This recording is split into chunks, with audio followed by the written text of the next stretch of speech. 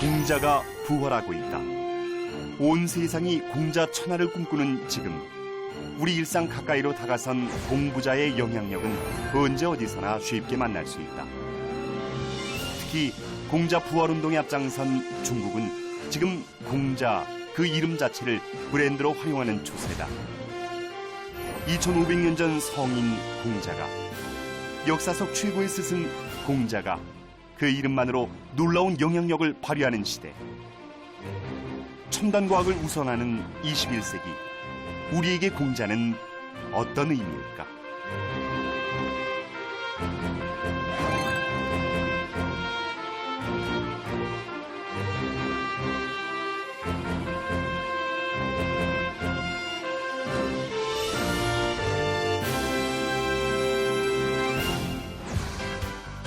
최근 들어 공자를 재조명하는 움직임이 활발하다. 지난 5월 경기도 오산시 주최로 열린 학술 세미나의 주제는 교육, 공자에게 길을 묻다였다. 공자의 교육 정신과 현대적 의미를 논의한 시간. 이렇게 지금 우리 사회에선 공자의 사상이 큰 관심을 모으고 있다.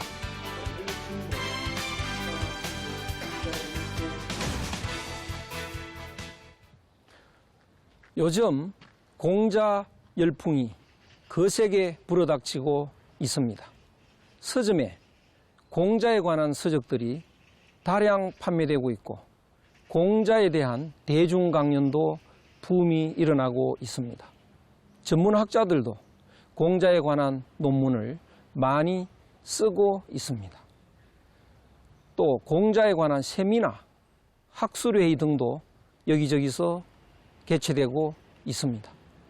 중국을 위시해서 전 세계적으로 불어닥치는 이런 공자 열풍은 그 원인이 어디에 있는 것일까요? 전 세계 공자 부활운동의 선두에 선 나라는 바로 중국이다. 지난 2008년 베이징 올림픽 개막식에서 중국은 공자와 제자 3,000명이 행진하는 화려한 퍼포먼스를 선보였다. 2000년대 중반부터 시작된 공자 부활운동을 전 세계에 공식적으로 선포한 것이다.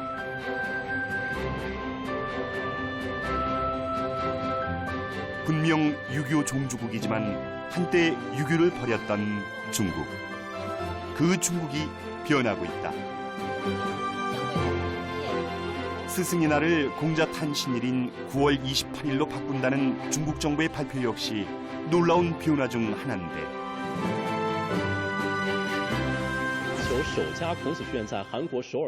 지난 2004년 11월 중국 언론은 서울의 문을 연 최초의 공자학원 소식을 대대적으로 소개했다.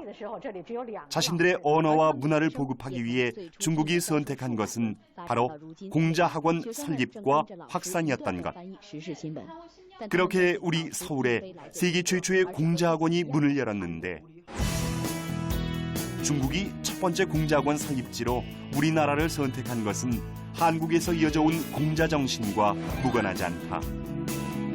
공자는 중국 고대 교육 사상가이자 위대한 철학자로서 중국 하면 떠오르는 인물이기 때문에 공자라 학원, 공자 아카데미라는 이름을 사용하고 있습니다. 중국 정부가 중국어 및 중국 문화를 세계에 널리 보급하고자 설립된 기구입니다. 공자 아카데미는 2004년도에 저희 서울 공자 아카데미의 설립을 필두로 현재까지 전 세계 110여 개국에 450여 개가 설립되어 있습니다. 이러한 중국의 공자 부활 노력은 곳곳에서 나타난다. 지난 2010년 제작 개봉된 중국 영화 공자 춘추전국 시대. 공자의 기관 일생을 다룬 전기 영화지만 제작비만 무려 우리 돈 350억 원에 이르는 대작이다.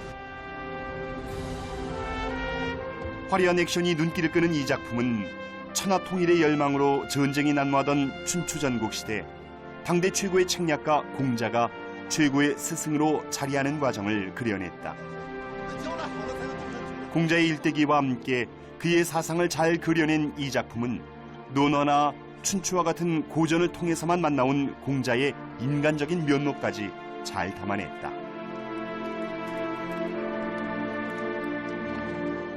이렇게 공자가 완벽하게 부활한 것인데 子路，你喝点吧。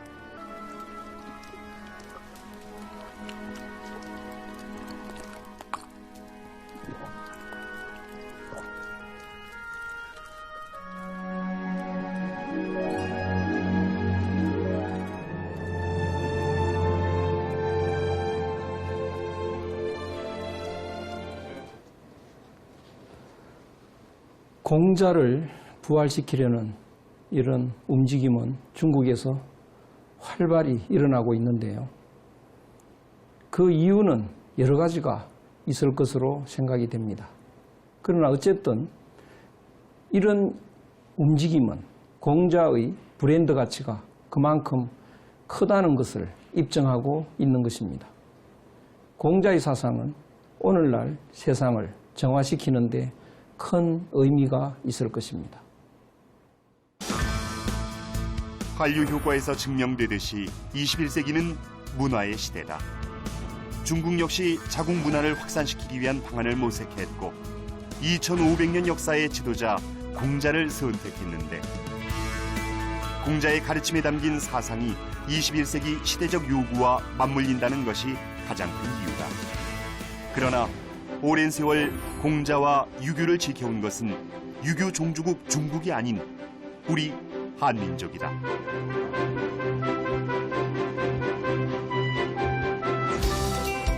경기도 오산시 권리에 자리한 화성 권리사. 충청남도 논산의 노성 권리사와 함께 우리나라 2대 권리사 중 하나로 꼽힌다. 공자님 영정과 이 석상을 모신 이제 그런 이제 사당이면서 또 교육이라고 이제 향교하고 비슷한 그런 서원이나 향과와 같은 그런 역할을 하고 있습니다. 선비들을 대상으로 해서 이제 옛날에 그 한문서당 비슷하게 우리 그 공자님의 그 후손인 공수련 선생님께서 지역의 그 선비를 대상으로 해서 그 한문 교육이나 예절 교육을 실시하던 그런 곳이라고 할 수 있습니다. 이곳은 조선 중종 때 공자의 64대 손인 공서린이 부학을 가르치기 위해 강당을 세운 자리다. 하지만 공서린이 세상을 떠난 후 강당과 주변은 폐허로 변했고 강당 앞마당에 은행나무만 남았는데 250년이 지난 후 화성을 자주 찾던 정조가 공자의 후손 공서린의 강당터 얘기를 듣게 됐고 그의 뜻을 이어 공자의 사당을 지으라 명한 것. 그렇게 공자의 사당이 완공되자 정조는 권리사란 이름의 사액을 손수 내려보냈고 마을 이름까지 공자의 고향인 중국 곡부현 권리의 이름을 가져와 권리로 고쳐 부르라고 했는데 조선은 그렇게 공자의 사상을 받든 유교의 나라였다. 권리사 성상전 문을 들어서면 높다란 공자상이 우리를 반긴다. 문묘 안에서와 마찬가지로 여전히 그 곁을 지키는 사성위상이 함께하는데 유교를 창시한 공자는 2500여 년 전 중국 노나라에서 태어났다. 15살의 배움의 뜻을 두고 30살에 입신했다는 논어 구절에서 알 수 있듯이 가축 사육일을 하면서도 주나라의 관제와 예법을 꾸준히 공부해 이름을 얻은 공자는 젊은 날부터 제자를 받아 가르침을 내렸고 중도를 다스리는 책임을 맡아 정치 생활의 전성기를 누리기도 했다. 이 전문가로 학식 높은 스승으로 또 정치가로 유명세를 떨친 공자. 그러나 공자는 벼슬이나 명성에 연연하지 않았다.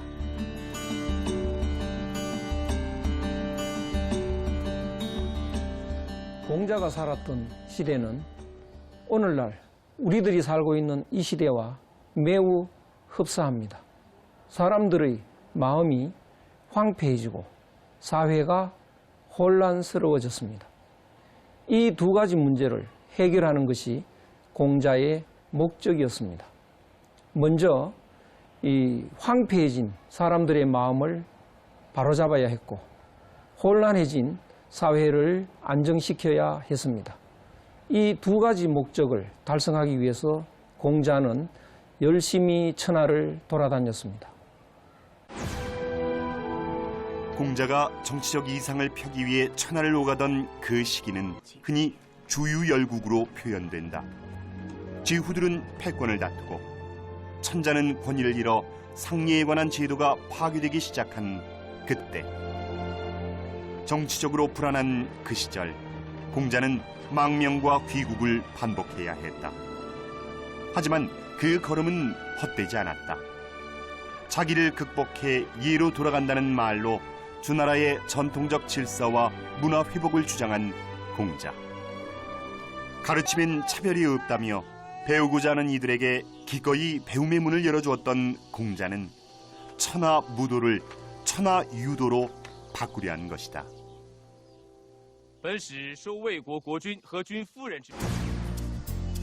그런 공자이니 후대에서 가장 높은 존경을 받는 것은 당연한 일이다.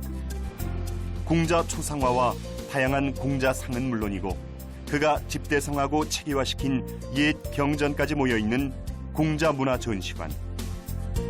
이곳은 늘 공자의 삶을 흠모하는 사람들로 북적인다. 특히 요즘 들어 공자의 생애와 사상에 관심을 갖는 청소년들이 부쩍 늘었는데, 하늘을 숭배하고 사람을 사랑하고 조상을 공경하고 자손을 돌보는 아름다운 전통을 후세에 물려주려는 큰 뜻을 설파한 공자. 하지만 공자가 살아생전 그 뜻을 모두 이룬 것은 아니다. 그렇다면 공자는 어떻게 포기 없는 삶을 살 수 있었을까?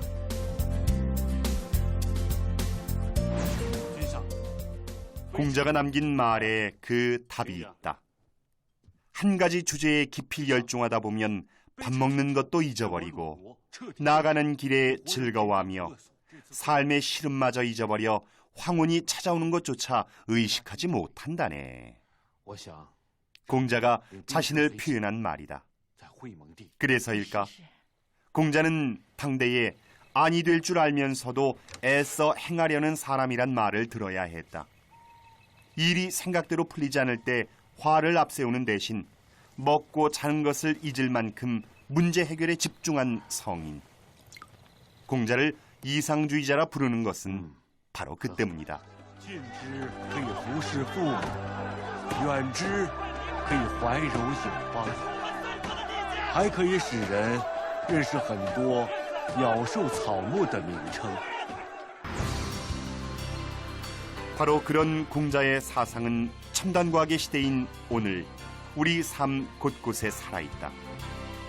컴퓨터에 익숙한 우리 청소년들이 유교의 전통인 고유를 시작하는 모습이 더없이 반가운데,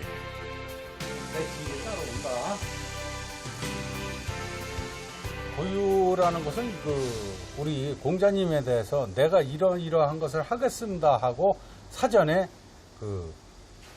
신고를 하는 거죠. 지금으로 말하면 신고를 하는 건데, 옛날에 이제 지금 수원에서 정조임금 어머님 해경공홍 씨 진찬연을 수원서 하셨는데 고유를 이곳에서 했습니다. 그렇듯이 내 부모님을 잔치를 합니다라고 미리 고하는 겁니다. 선조들한테. 우리는 공자 사상을 지식으로만 받아들인 것이 아니다. 현대 사회를 살아가는 청소년들이 자연스레 그 정신을 지킬 수 있는 자리를 마련해 공자 사상의 실천을 이어온 것이다. 공자를 향해 정성스레 예를 올리는 우리 학생들. 지금 그들 눈앞의 공자는 존경하는 최고의 성인이다. 휴대전화 내려놓은 손을 모아 절을 올리고 수시로 주고받는 은어 대신 고개를 숙인다. 오로지 공자가 가장 중시한 예법 배우기에 열심인 아이들이 우리에게 희망을 선사하고 있는 것. 이 모두는 공자의 뛰어난 사상이 이어졌기에 가능한 일인데, 공자님께서는 인류 문화를 총정리해서 인류 교육의 원전을 만들었습니다. 주역과 서경과 시경과 춘추와 얘기를 다 정리해서 집대성하셨거든요. 그래서 공자님은 인류 역사의 가장 위대한 성인으로서 인류 사표이십니다. 만세의 스승이시지요.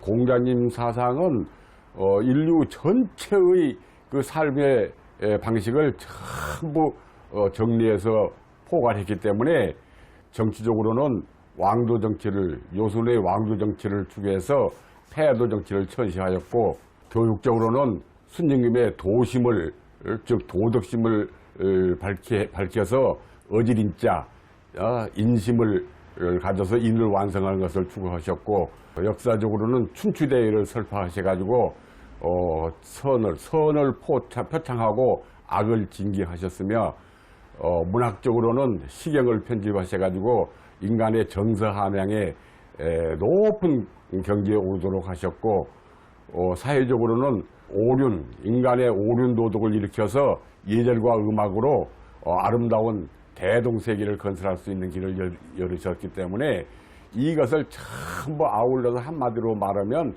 어지린자로 다 포괄되는데, 그것은 마음속에는 어지린자를 가지고 바깥으로는 예존예자, 예절을 지키기 때문에 공자님 사상을 요약하면 도와 덕과 예, 이 세 가지라고 볼 수 있겠습니다.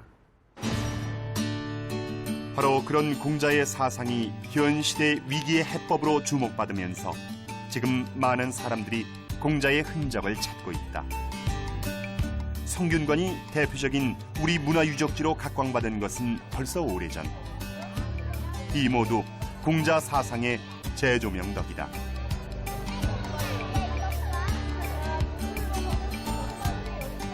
공자 사상의 핵심은 인과 예입니다.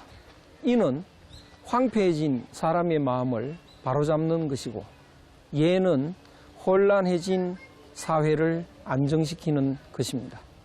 이 공자 사상이 사실은 중국에서보다 한국에서 가장 잘 지켜지고 있다는 데 큰 의미가 있겠습니다. 성균관은 물론이고 향교와 서원에서 가장 중요시되는 대성전은 공자를 모시는 사당이다. 유교 관련 건축물 중 가장 신성시되는 곳인데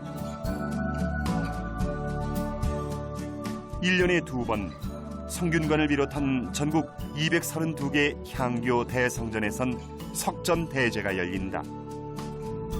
국조 5레의 규격을 원형으로 하는 석전대제는 제관의 전통의상과 고전적 의식 절차, 고전음악인 문묘제례악과 천자의 제향 때 추는 8일무까지 전 세계에서 유일하게 그 원형이 이어지고 있다.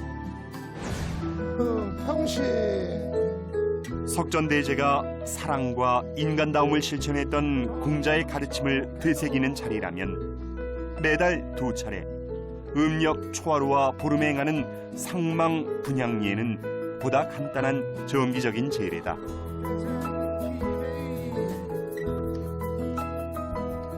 공자님의 학문을 기리는 일 중에서 탄광과 탄신 두 가지 큰 행사가 일려돼 있고, 그 외에 매달 초하루 보름을 예를 올리고 있어요. 그것은 신에 대한 예가 아니고 여기 모셔져 있는 성현들의 학문에 대한 예를 올리고 있는 거예요. 지난 9월 5일 음력 8월 초하루 수원 향교에서 진행된 상망 분향예. 공자와 성현들의 학문에 대한 예를 표하기 위해 인근 지역 유림들 모두가 한자리에 모였다. 알짜진 혼양관 지자 처행사 분향예. 상망 분향예는 초원관이 제사상 앞에 꿇어앉아 향을 3번 피워올리는 비교적 간단한 제례지만 그 절차엔 한치의 소홀함도 찾을 수 없다. 향합 향로 고초 환치 소태 거장관 사배 지돌. 공자 사상의 핵심인 인과 예는 이렇게 긴 세월 한결같이 지켜졌고, 그의 학문에 대한 존경은 2500년 세월 변함없이 그 맥을 이어왔다. 중국의 요란스러운 공자 부활운동과 달리 우린 언제나 공자 정신을 올곧게 실천해왔고 합동, 소동, 합비, 이강출. 그런 유림들의 노력은 헛되지 않았다. 공자는 역사 속의 스승이 아니라 현세에도 살아 숨쉬는 지도자로 우리 곁에 함께해온 것이다. 특히 최근 들어 유림 사회는 하나둘씩 그 문턱을 낮추고 있는데 신성한 공간 대성전의 문을 열어 일반인들이 공자 앞에 마주설 수 있는 장도 마련하고 있다. 그래서 전주향교 대성전은 늘 문전성시를 이룬다. 대성전에 배향된 성현 중 으뜸은 대성지성 문선왕 공부자. 그 아래엔 공자의 사상을 이은 뛰어난 네 분의 성인 사성위의 위패가 배향돼 있다. 학식이 뛰어나고 덕행을 우선한 안자는 공자가 가장 아낀 수제자로 논어에 자주 등장하는 성인이다. 공자의 손자로 중용을 쓴 자사는 중국 노나라의 학자로 일상생활에서 과불급이 없는 중용을 지향했다. 동양 5성의 한 분인 증자는 중국 춘추시대 공자의 학문을 계승한 성입니다. 중국 전국시대 학자인 맹자는 맹자 7편을 저술해 왕도와 인의를 존중했고 성선설을 주창했다. 또 여기 문녀엔 공자의 10대 제자인 공문십철과 송조 6현을 더해 중국 성현의 위패 21위에 한국 성현 18위까지 배양돼 있어 모두가 경건함을 지켜야 하는 공간인데 그 중심에 공자가 있다. 분쟁과 갈등이 생기면 후세 사람들은 공자의 말씀을 기준으로 삼았다. 그만큼 공자의 삶은 정의로웠다 할 수 있는데 물론 살아생전 공자의 삶은 순탄치 않았다. 정의가 받아들여지지 않는 세상에서 성공보다 실패의 순간이 많은 인생 여정을 걸었으니 말이다. 그러나 그 어느 순간에도 흔들리지 않은 걸음이 있어 공자는 인류의 큰 스승으로 추앙받고 있는 것이다. 세상에는 공자를 비난하는 사람들이 많은데요. 당시에도 그랬습니다. 집일은 개와 같은 신세라고 비판하는 사람도 있었고 안 되는 줄 알면서 무모하게 추진한다는 그런 비판도 있었습니다. 또 정치에 참여해서 끝없이 실패를 거듭했다라고 비난하는 사람도 있었습니다. 그러나 그것은 공자를 잘못 본 것입니다. 공자는 학문을 통해서 세상을 밝히고자 했습니다. 그런 공자는 고달픈 공자여야 했습니다. 공자가 호의호식했다면 제자들이 열심히 공부하지 않았을 것입니다. 그렇기 때문에 공자는 실패가 아니라 그것이 성공이었습니다. 하늘의 뜻이었습니다. 그 결과로 공자는 아시아를 밝히는 등불이었고 오늘날 세상을 밝히는 횃불의 모습으로 부활하고 있습니다. 2500년 역사의 지도자 공자. 그 오랜 세월 우리를 지켜준 공자 정신. 인류 보편의 윤리 도덕을 살법했고 온 인류에 해당하는 진리인 대동세계 건설을 꿈꾼 성인 공자. 이젠 실천만이 남아있다. 인의 예지. 이 정신을 우리 일상생활에서 지켜가는 것. 그것이 21세기가 원하는 시대 정신이고 실천 윤리인 것이다.